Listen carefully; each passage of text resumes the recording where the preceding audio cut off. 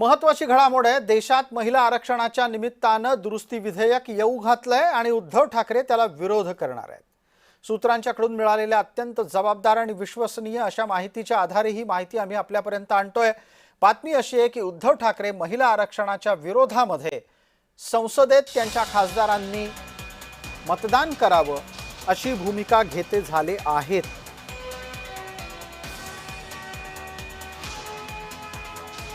या निमित्ताने आपल्यासोबत आमच्या सहकारी आणि प्रतिनिधी ज्योत्स्ना गंगणे जोडल्या गेलेल्या आहेत। ज्योत्स्ना, माझा आवाज येत असेल तर पटकन सांगा, उद्धव ठाकरेंना महिला आरक्षण दुरुस्ती विधेयकाचं समर्थन का करायचं नाहीये?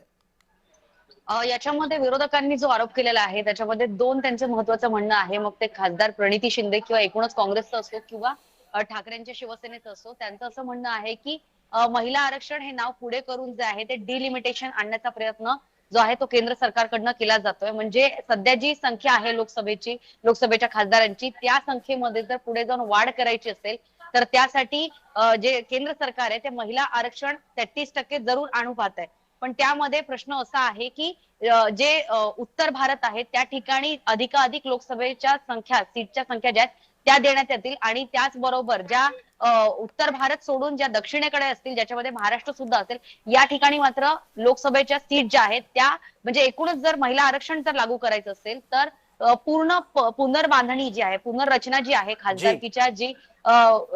खासदारकीचे जे एरिया असतो त्याची पुनर्रचना करावी लागेल आणि त्या पुनर्रचनेसाठी जी आहे ती खासदारांची संख्या उत्तर भारतामध्ये जास्त वाढते आणि दक्षिण भारतामध्ये मात्र याची संख्या जी आहे ती वाढत नाहीये। महाराष्ट्रामध्ये सध्या जरी 48 खासदार असतील तरी येणाऱ्या काळामध्ये जर महिला आरक्षण लागू केलं आणि महिला आरक्षण मला ज्योत्स्ना पटकन एक आणखी या निमित्तानं प्रश्न विचारायचा आहे की ज्या शिवसेनेची महिला आघाडी ही त्यांच्या राजकारणामध्ये अत्यंत सक्रिय राहिलेली आहे, अशा पक्षाच्या प्रमुखाच्या कडून ही भूमिका घेतली जाणं ही कितपत योग्य अयोग्य संकेत समाजामध्ये पोहोचवेल?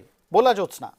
याच्यामध्ये महत्वाचं असं आहे की महिला आरक्षण जर केंद्र सरकारला लागू करायचं असेल तर त्यांना सर्वात पहिल्यांदा खासदार जे आपले 500 पेक्षा जास्त 543 खासदार आहेत त्यांच्या मतदारसंघाची पुनर्रचना करावी लागेल आणि पुनर्रचना जर केली तर खासदारांची संख्या जी आहे ती जवळपास 850 होणार आहे आणि त्यामध्ये उत्तर भारताला जास्त अधिकाधिक जागा मिळतील अशा प्रकारचा आरोप जो आहे तो ठाकरेंच्या शिवसेनेकडनं आणि काँग्रेसकडनं केला जातोय।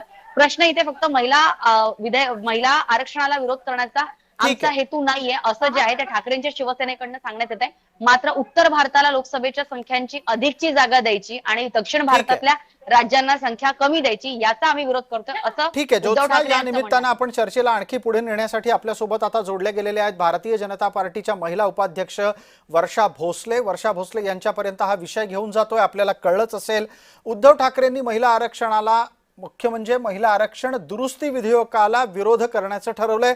आपली प्रतिक्रिया एका मिनिटात। प्रबोधनकारांचा नातू म्हणवणाऱ्या उद्धव ठाकरेंची मला कीव करावीशी वाटते। प्रबोधनकार आम्ही कृतीत आणतो म्हणतो आणि पूर्णपणे त्याच्या विरोधात वागायचं।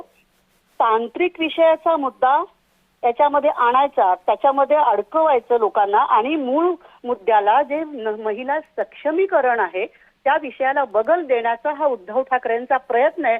जर ते याला अशा पद्धतीने बगल देण्याचा प्रयत्न करत असतील तर त्यांनी सुद्धा त्यांची महिला आघाडी बरखास्त करावी आणि त्यांच्या युवाच्या हातामध्ये द्यावं, पेंग्विन बॉयच्या हातामध्ये सगळी ताकद। अशा पद्धतीने विरोध करणं याचं कारण काय आहे? त्यांना सांगावं लागेल कुठल्या मुद्द्यावरती तुम्ही विरोध करताय। स्त्री पुरुष भेदाभेद तुम्ही हा केवढा मोठा आहे, तिच्या कर्तृत्वाचं तिला सक्षम करायचं असेल तर आपल्याला ठोस पावलं उचलली पाहिजेत। तांत्रिक मुद्दे बाजूला राहू द्या, आधी विधेयक येऊ द्या, त्याच्यावरती चर्चा करा। पण हे सगळं होण्याआधी फक्त विरोध करायचा, उद्धव ठाकरेंची कीव करावीशी वाटते, संताप येतो। कारण खरंच महाराष्ट्राला हे एक लागलेली कीड आहेत का असाही प्रश्न माझ्या मनामध्ये येतो। धन्यवाद वर्षाजी या प्रतिक्रियेसाठी।